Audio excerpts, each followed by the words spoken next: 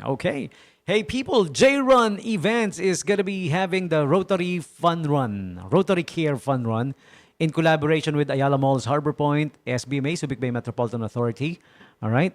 And of course, J-Run Events, Rotary Care Fun Run, featuring 3K, 5K, 10K, and 15K runs. This will be happening July 19, 2026. 4:30 AM ang simula at the Ayala Malls Harbor Point. Ayan, sa mga gustong sumali ha. Sa mga gustong sumali, sali na, register na. Pwedeng magparehistro sa Ayala Malls Harbor Point. Meron silang pwesto doon, meron silang place doon for those who will register. Okay? So do check it out. J-Run Events, on-site registration, it started long ago. May 21 pa nag-start. You may also visit El Paso Cafe at the Ayala Malls Harbor Point and secure your slot for the Rotary Care Fun Run 2026. Ayan. Okay, El Paso Cafe is one of the supporters, of course, of J-Run events. Okay? And speaking of J-Run, meron pa. Aside from the Rotary Care Fun Run, there's also gonna be the upcoming din to. Malapit na rin. The Ultra Marathon 50K. Naku, grabihan na to ha. Panghalimaw pa rin to. Halimaw sa takbuhan. Grabehan. 50K pare. Baka wala ka idea kung paano ang 50K ha. O ganito, bigyan kita idea. The last time we did 50K with J-Run din, ano? Yan. Ang starting point, di ba? Harbor Point, nando doon, ano? From Harbor Point, labas ka ng ano, yung Kalaklan Gate, di ba? Tatakbuhin mo lang ha, takbo lang. Sa Kalaklan Gate, syempre, madadaan no, paglabas mo doon, yung sementeryo, papuntang Subic, no? Yun. Hanggang Subic Town. Alam mo yung munisipyo ng Subic? Layo na nun, ha? Lalampasan mo pa yon, di ba? Meron silang naging destination na ano eh, paglagpas pa ng ano eh, lagpas pa yata ng Walter Mart, if I'm not mistaken. May paakyat sa bundok, yun. Tapos babalik sa Harbor Point, Ayala Mall. 25K pa lang yun. Kalahati pa lang pare, nagbalikan ka. O, lalabas ka ulit. Ang labas mo naman main gate. Takbo ka hanggang Kabalan. Hanggang doon sa Iram Resettlement, pasok ka doon. Tapos may ang turning point is Bandaron pa eh, malayo pa sa Iram eh. Merong ano doon eh, 'di ba? Yung parang turning point, yung ang turning point nila, I mean, is bundok din eh, paakyat din eh, tapos bababa pa. Sinama yung akyat baba ng bundok, no? Grabe. Tapos balik ka. O yun, that's another 25K, giving you a total of 50K.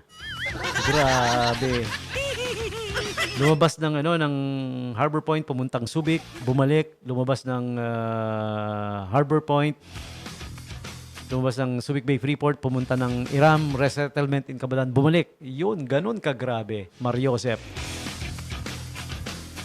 Eh, from Subic Bay Freeport to West Bakbak nga lang sa amin, hingal kabayo ako eh. Ayan, so save the date. The Subic Bay 50K Ultra Marathon will be happening. May date na po, August 2, 2026. Ang simula nito, 12 a.m. Pagpatak ng alas 2, di ba August 1, ang tabayanan mo, August 2, 12 a.m. Yun na, Subic Bay Ultra Marathon 50K na.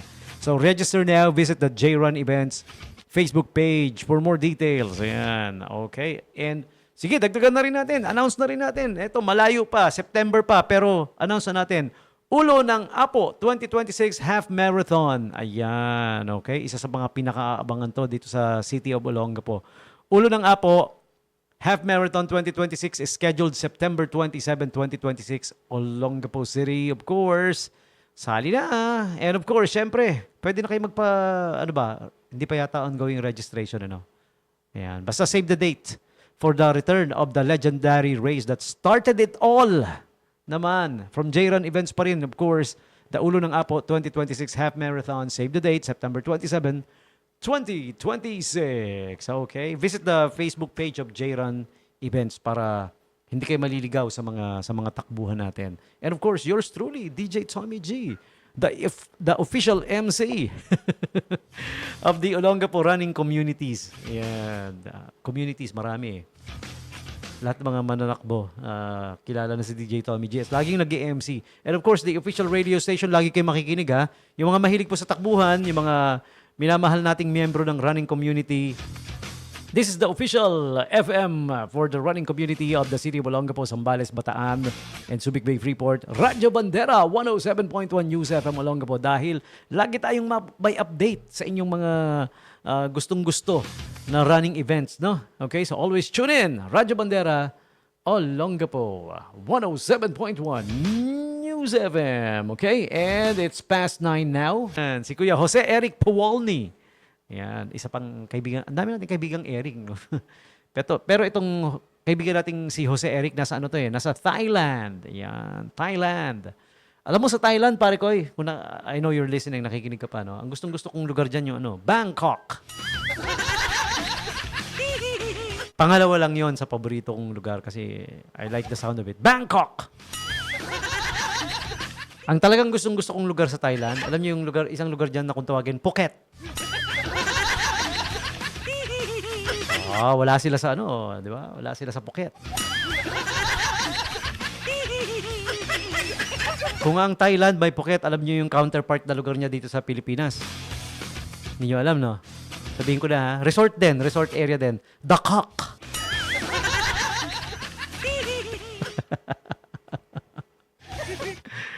Si Neko Mark Kumiya. Ate Maylin Montoya, hi! Ate Maylin, I hope you're doing fine. Yan. Pati na rin si Ate Eliza Sasalandingin in Tarlac. Tarlac naman. Nawawala daw yung tar. Tarlac. Kulang sa tar. Si Direk D! Dison, hi! Direk Saldi, as we call him. I miss you. Kamusta? Mwah! Alright. I hope you're doing fine, ha? Direk D. Diyan ka lang. Layo niyan. Wala akong pamasahe. Pero one of the days, these days, I'll visit you ulit, no? I miss jamming with you, eh. Okay? Alright, and here's my final song for you guys. Music coming from the band called Giant. This one's from 1990 pa. Layo, no? Tagal na. This is a song called I'll See You in My Dreams. Alright, out of the album called Last of the Runaways. Check it out. With this song for now, Tommy G saying peace. I'm out of here. Bye-bye.